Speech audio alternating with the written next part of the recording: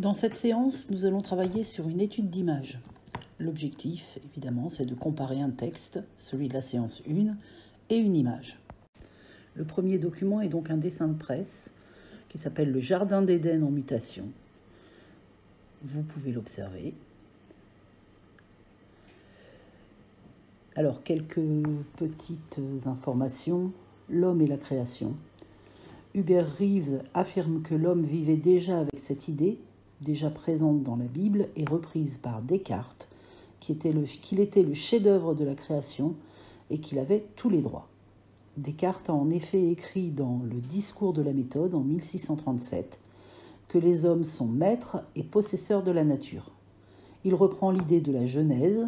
Dans la Genèse, on dit « Dieu dit, faisons l'homme à notre image » et qu'il domine sur les poissons de la mer, sur les oiseaux du ciel, sur le bétail, sur toute la terre.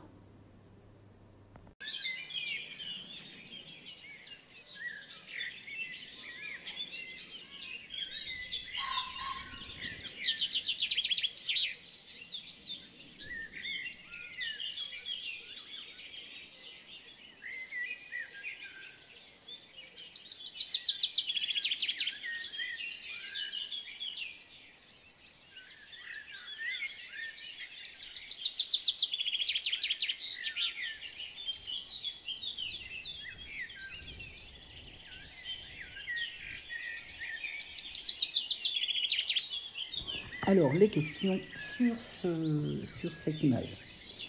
D'abord, vous observez la vignette de gauche. À quel épisode biblique fait-elle allusion et justifiez votre réponse.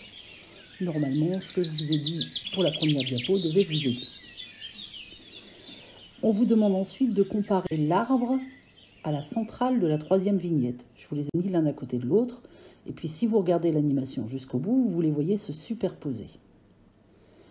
Comment les éléments du premier dessin ont-ils évolué? Normalement, vous n'avez pas de difficulté à répondre. Que dénonce ce dessin de presse? Bien là, à vous de réfléchir un petit peu. Justifiez votre réponse en vous appuyant sur les couleurs et sur les expressions du visage. Vous pouvez comparer puisque vous avez les deux images l'une à côté de l'autre. Le document 2, c'est une affiche de l'organisation WWF à propos du sommet de Paris en 2015. Alors, les sommets écologiques, régulièrement, les dirigeants des différents pays se réunissent pour prendre des mesures internationales et des engagements afin de tenter d'atténuer l'impact de l'activité humaine sur la nature. 2 sommets se sont tenus à Rio de Janeiro au Brésil en 1992 et en 2012. En 2009, un sommet a eu lieu à Copenhague au Danemark et en 2015 à Paris, on l'appelait la COP 21. Alors, vous regardez un peu plus en détail cette affiche. On vous demande quel est le slogan.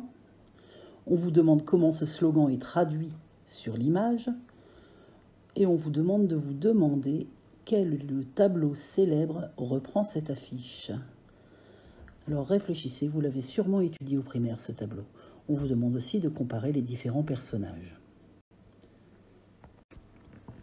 Alors, comme je sais que certains ne vont vraiment avoir aucune idée de quel tableau je parle, eh bien le tableau, vous l'avez cette fois en face de vous. C'est donc La liberté guidant le peuple d'Eugène Delacroix. Maintenant, vous allez pouvoir comparer le tableau et l'affiche. Je vous les mets donc l'un à côté de l'autre. Vous pouvez comparer ces deux images et répondre aux questions.